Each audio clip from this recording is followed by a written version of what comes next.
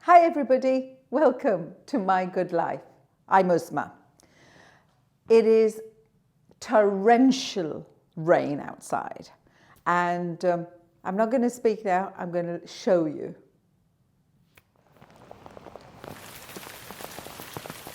The rain is phenomenal here. So here you can see these are ditches completely to capacity and just overflowing. So you can see when it overflows, it goes over the banks, and then it'll just go down. And I'll show you when it goes down how it gets. So living in the country, you have to be aware that sometimes you're just fighting and working with nature at the same time. I'm just going to show you here. We had to dig out streams, but look what's happening.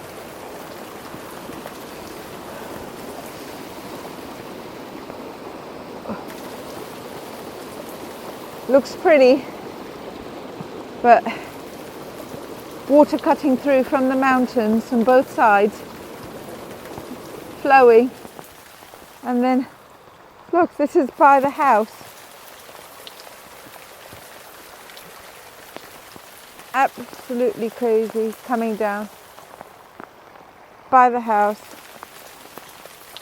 And then what happens? Look, it's making its own path on the grass to go down. Here, see, that was where the larch was. Remember the larch? Look, and all this gravel. Crazy rain, crazy rain. Now here is the burn. Look at that. Do you hear the sound? Thunderous. Looks wonderful. Creates a lot of havoc, but looks great.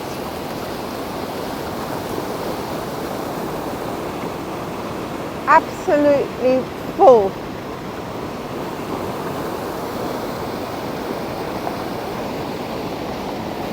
I'll just show you. Do you remember I was picking the hedgehog mushrooms, not the chanterelles,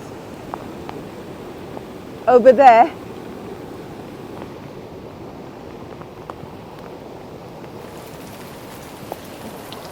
That's where I was picking the chanterelle mushrooms, over there. And here, I'm going back in. That's what happened. You've got to work with the elements. You've got to work with nature. Right. Oh, I'm going back in. And I shall see you inside and do the videoing from there. Okay. So, you've just seen how it's just pouring rain and pouring down.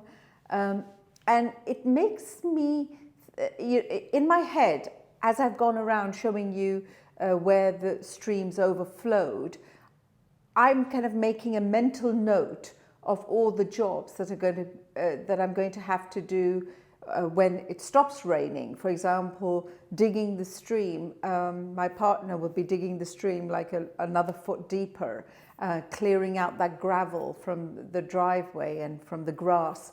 And all these things happen because one can't control it. Like I can't control the rain. So you have to work with nature.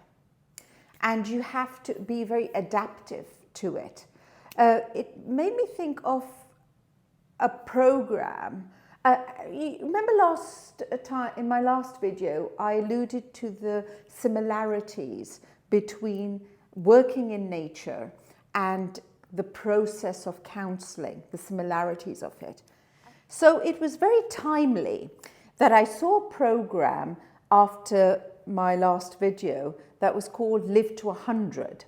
And it was a program on Netflix by a guy called Dan Buter, who had researched for 20 years centenarians that lived around the world and why they lived for so long.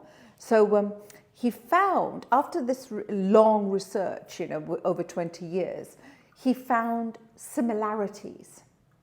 And the similarities that he found kind of were 4 major similarities. One being eat wisely. Looking at what you eat, how you eat it, being mindful of where it comes from. Then there was move, exercise, exercise naturally.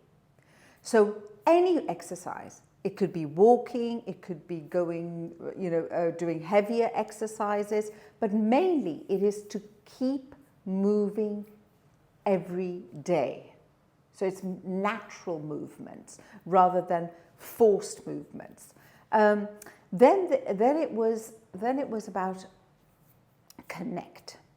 Now, connect was very interesting because connect was connecting with family, friends, social circles, or even if you had none of those because you lived for so long, with the people around you, being the support for others. And the last one, which I found very interesting and which is apt for today's video, is outlook. How do you find purpose really through your own meaning? And that comes from, it could come from faith, it could come from the way you feel within yourself, your being, your purposefulness to the outside. What is your outlook? And this is, I feel, where I connect with the most. I mean, I connect with all of those, but it was especially now with the weather being like it is. I'm looking at it and I'm thinking, I love that. But in my head, I've made a mental note of the jobs I may have to do, but I am going to do it and I'm going to enjoy it. But until I do, I'm going to take this moment and make blackberry jam, from those fantastic blackberries that I picked, and still be connected to the outside and still find purpose in being here with nature.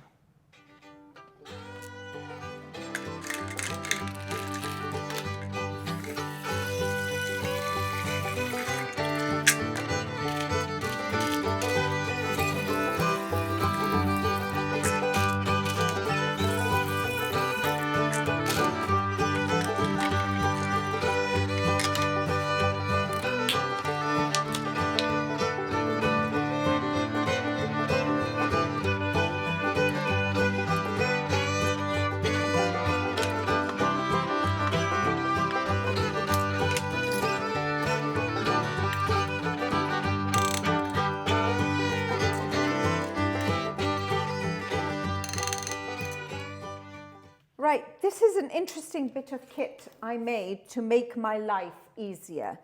When you're doing any jams that kind of require it to be sieved, the big problem always I found is that, getting sieves and getting them to balance. So I created this little contraption based on my outdoor living, which is 3 bamboo sticks, right? Tied at that end, tied at the bottom, joined, and you open this up.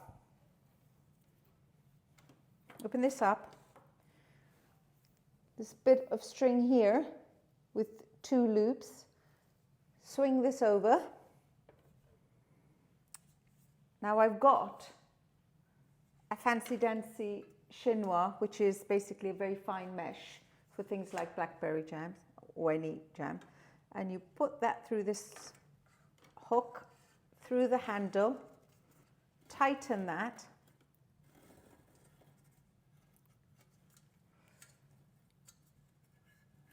And it balances, and you put your bowl underneath it.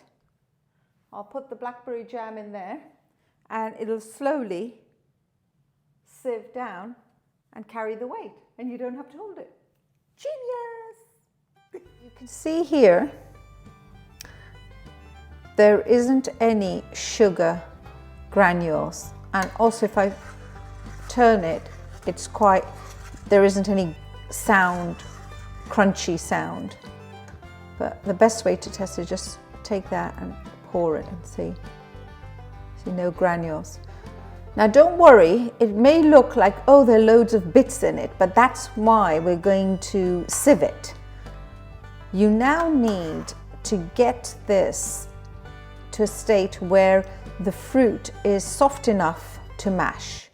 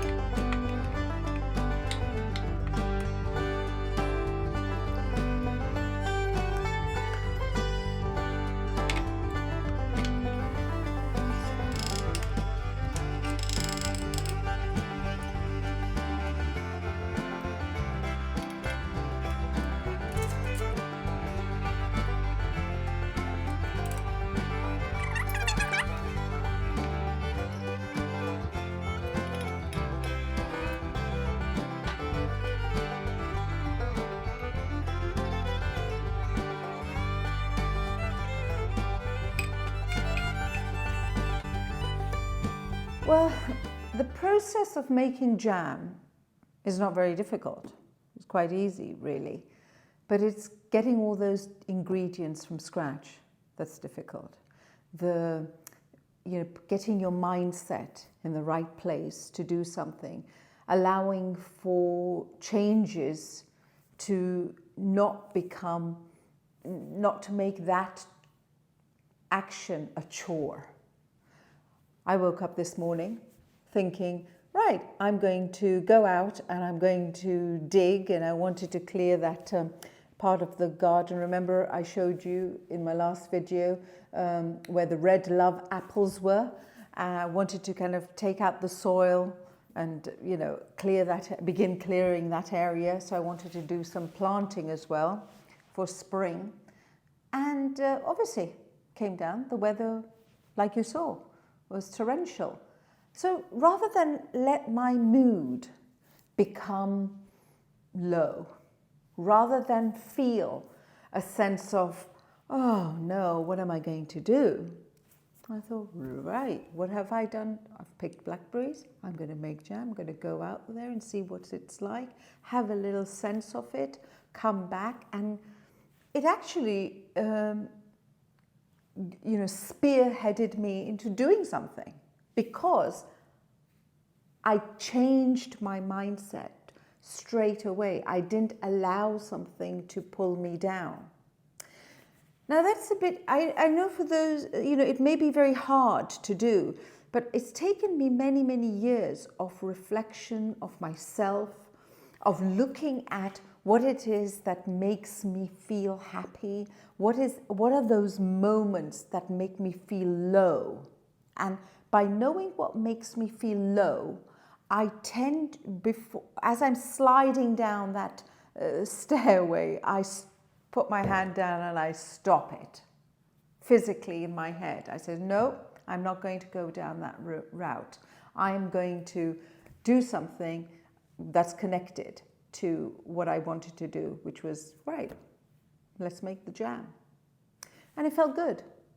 So this is still following on from, what I talked about in my last video. When you go into counseling or therapy, you go in with one reason and you bring the seeds of your narrative in, but then things may become difficult and you may choose to step away, or you may be forced to step away. But don't allow that stepping away to be a hindrance. Work with it. Find a way through it. I'll leave you with these thoughts. Take care. Until next time, goodbye.